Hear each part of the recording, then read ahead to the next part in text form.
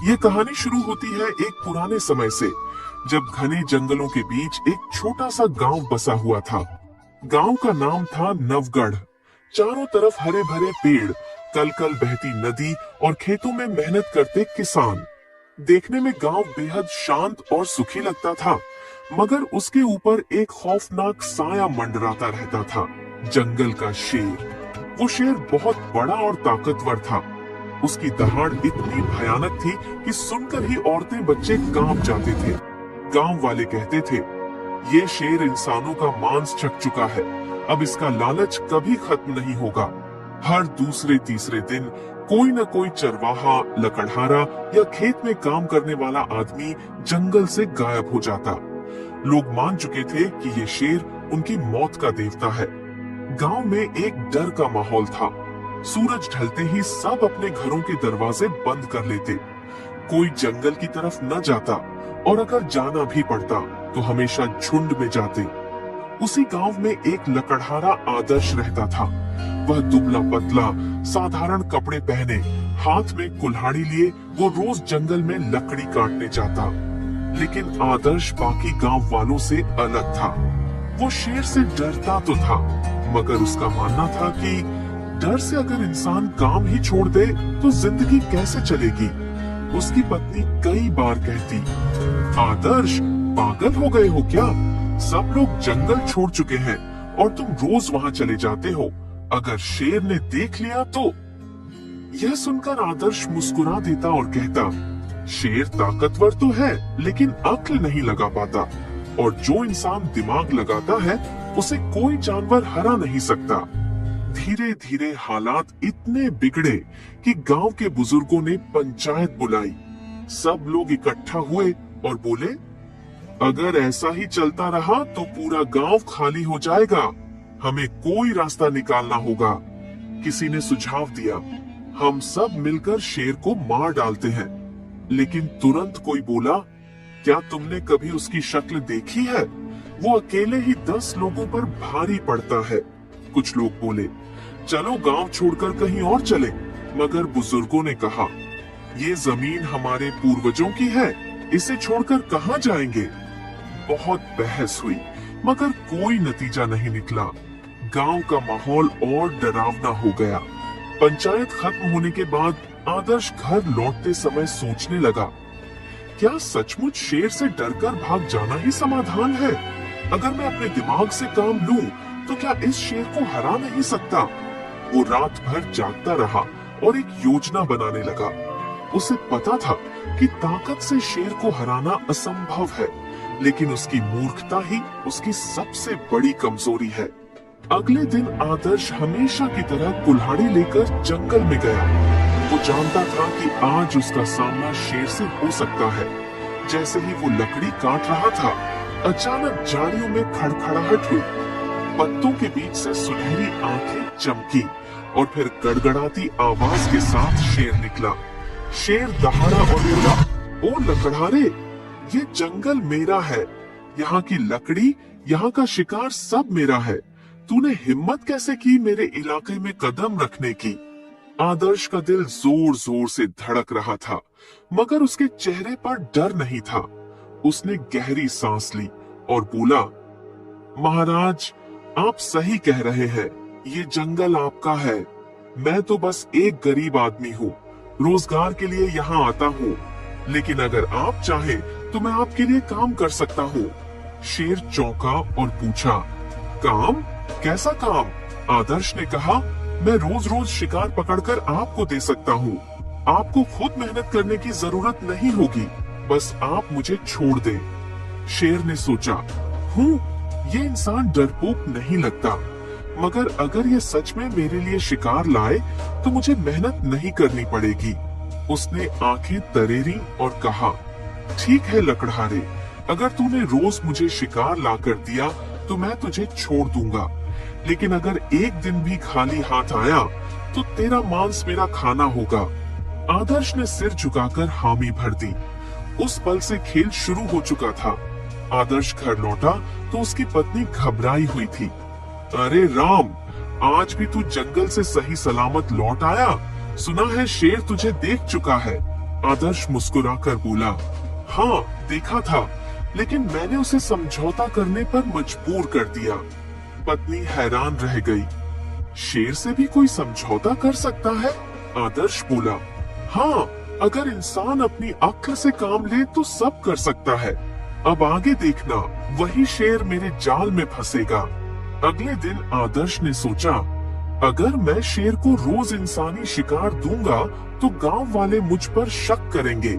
मुझे ऐसा रास्ता निकालना होगा जिसमें शेर भी खुश रहे और गांव वाले भी बच जाएं। उसने शेर के लिए एक मोटी तगड़ी बकरी पकड़कर ले गया। शेर ने बकरी देखते ही दहाड़ लगाई। वाह लकड़हारे, तूने तो मजा दिला दिया, अब तू वाकई मेरा आदमी है। आदर्श ने हाथ जोड़कर कहा, महाराज, मैं तो बस आपकी सेवा कर रहा हूँ, लेकिन ध्यान रहे, असली ताकत सिर्फ आपके पास है। शेर गर्व से हंसा, सही कहा, जंगल का राजा मैं हूँ। तुझे मैं इसलिए छोड़ रहा हूँ क्योंकि तू मेरी सेवा करता है। आदर्श मन ही मन मुस्कुराया। यही तो इसकी कमजोरी, घमंड और मूर्खता है। धीरे धीरे आदर्श रोज कुछ न कुछ शेर को ले जाता। कभी खरगोश, कभी बकरी, कभी सुअर। शेर मजे से खाता और आलस से पेड़ों के नीचे लेट जाता। गांव वाले यह देखकर हैरान थे। ये कैसे हो सकता है? जहां शेर के डर से कोई पास नहीं जाता, वहां आदर्श रोज जाता है और सही सलामत लौट आता है। कुछ लोग तो पीछे पीछे गए और देखा कि आदर्श सचमुच शेर को शिकार खिला रहा है। गांव में अफवाह फैल गई। आदर्श ने शेर से दोस्ती कर ली है।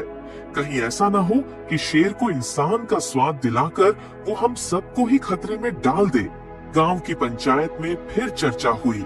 कुछ लोग बोले, आदर्श गद्दार है, वो शेर को ताकतवर बना रहा है। मगर कुछ समझदार बुजुर्ग बोले, नहीं, हमें जल्दीबाजी नहीं करनी चाहिए। हो सकता है आदर्श के मन में कोई चालाक योजना हो। एक शाम शेर आलस से डकार लेते हुए बोला, लकड़हारे, अब मैं इन छोटे मोटे जानवरों से ऊब गया हूँ। मुझे कुछ बड़ा चाहिए, कोई इंसान। आदर्श का दिल धक से रह गया, मगर उसने चेहरे पर डर नहीं आने दिया। वो बोला, महाराज, इंसान का मांस तो सबसे स्वादिष्ट होता है, लेकिन उसे लाना आसान नहीं। अगर आपने वादा किया कि मुझे नुकसान नहीं पहुंचाओगे, तो मैं इंसान का शिकार भी दिला सकता हूँ। शेर की आंखें चमक उठी। सचमुच? अच्छा, तो फिर जल्दी से इंसान का इंतजाम कर। आदर्श ने मन ही मन सोचा, अब वक्त आ गया है इस मूर्ख शेर को फंसाने का। अगले दिन आदर्श गांव में आया और सबको इकट्ठा किया। उसने कहा, गांव वालों, शेर इंसानी मांस की मांग कर रहा है, लेकिन डरने की बात नहीं है।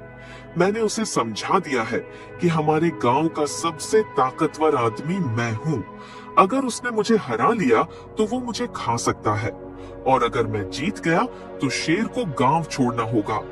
गांव वाले स्तब्ध रह गए। तू पागल हो गया है आदर्श?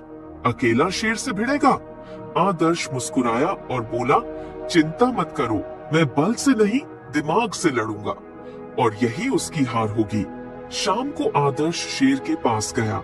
महाराज, मैंने गांव वालों से बात की है। सब मानते हैं कि इंसानों में सबसे ताकतवर मैं हूँ। अगर आपको सचमुच इंसानी ताकत का स्वाद चखना है तो मुझे ही खाइए, लेकिन उससे पहले आपको मेरी ताकत का इम्तिहान लेना होगा। शेर हैरान रह गया। तू खुद को मेरा शिकार बना रहा है, और इम्तिहान कैसा? आदर्श ने रहस्यमय अंदाज में कहा, जंगल के बीच एक खाई है, वहाँ मैंने अपने सबसे बड़े दुश्मन को कैद करके रखा है। वो मेरे जैसा ही ताकतवर है। अगर आप उसे हरा दो, तभी आपको हक है मुझे खाने का। शेर की आंखों में लालच चमक उठा और वह बोला, ठीक है लकड़हारे, कल सुबह मुझे उस खाई तक ले चल, मैं तेरे दुश्मन को चीर फाड़ कर रख दूंगा। आदर्श मुस्कुराया और मन ही मन कहा, बस यही तो चाहता था मैं। सुबह का समय था। जंगल की हवा में अजीब सी ठंडक और सन्नाटा था। पक्षियों की चहचहाहट भी जैसे दब सी गई थी, मानो उन्हें भी पता हो कि आज जंगल में कुछ बड़ा होने वाला है। आदर्श अपनी कुल्हाड़ी कंधे पर लटकाए शेर के पास पहुंचा। शेर अधीर होकर इधर उधर टहल रहा था। उसने दहाड़ कर कहा, लकड़हारे, जल्दी चलो, मुझे उस ताकतवर दुश्मन से मिलवाओ। आदर्श ने सिर झुकाकर कहा, आइए महाराज, मैं आपको वहां तक ले चलता हूँ, लेकिन ध्यान रहे ये लड़ाई आसान नहीं होगी। दोनों धीरे धीरे जंगल के अंदर गहराई तक बढ़े। पेड़ों की ऊंचाई बढ़ती जा रही थी, धूप धीरे धीरे कम होती जा रही थी। जैसे जैसे वो खाई के पास पहुंचे, हवा ठंडी और डरावनी हो गई। शेर गरजते हुए बोला, लकड़हारे, तेरा दुश्मन चाहे जितना ताकतवर क्यों न हो, मेरी एक ही दहाड़ से कांप उठेगा। आदर्श ने मन ही मन मुस्कुराकर कहा, बस थोड़ी देर और, मूर्ख शेर। आखिरकार दोनों एक गहरी और चौड़ी खाई के पास पहुंचे। खाई इतनी गहरी थी कि नीचे झांककर देखने पर सिर्फ काले पानी की चमक नजर आती थी। उसके चारों ओर खामोशी थी, बस कभी कभी हवा की सरसराहट और पानी की लहरों की आवाज आती। आदर्श खाई की ओर इशारा करके बोला, महाराज, यही है वो जगह, और नीचे पानी में है मेरा सबसे बड़ा दुश्मन, एक और शेर उतना ही ताकतवर जितने आप। शेर ने हैरानी से नीचे झांका। पानी में उसे अपना ही प्रतिबिंब दिखाई दिया। उसकी सुनहरी आंखें, उसका विशाल शरीर और उसका खूंखार चेहरा। शेर दहाड़ा और बोला, आह, ये तो सचमुच शेर है, और लगता है ये भी मुझे ललकार रहा है। पानी की सतह पर लहरें उठी और उसका प्रतिबिंब हिलता डुलता दिखाई दिया। शेर गरज कर बोला, लकड़हारे, तेरा दुश्मन अब मेरा शिकार बनेगा, देखना मैं इसे चीर डालूंगा। आदर्श ने शांत स्वर में कहा, महाराज, अगर आपने इसे हरा दिया तो आप सच में जंगल के सबसे बड़े राजा कहलाएंगे, फिर आपको मुझे खाने का हक भी मिलेगा। शेर ने छाती फुलाई और दहाड़ते हुए कहा, हाँ, मैं साबित कर दूंगा कि जंगल में मेरा कोई मुकाबला नहीं। वो उछलने के लिए पीछे हटा। उसके पंजों से मिट्टी उड़ रही थी, आंखों में आग थी। आदर्श ने एक आखिरी बार मन ही मन प्रार्थना की, हे भगवान, मेरी इस चाल को सफल कर देना।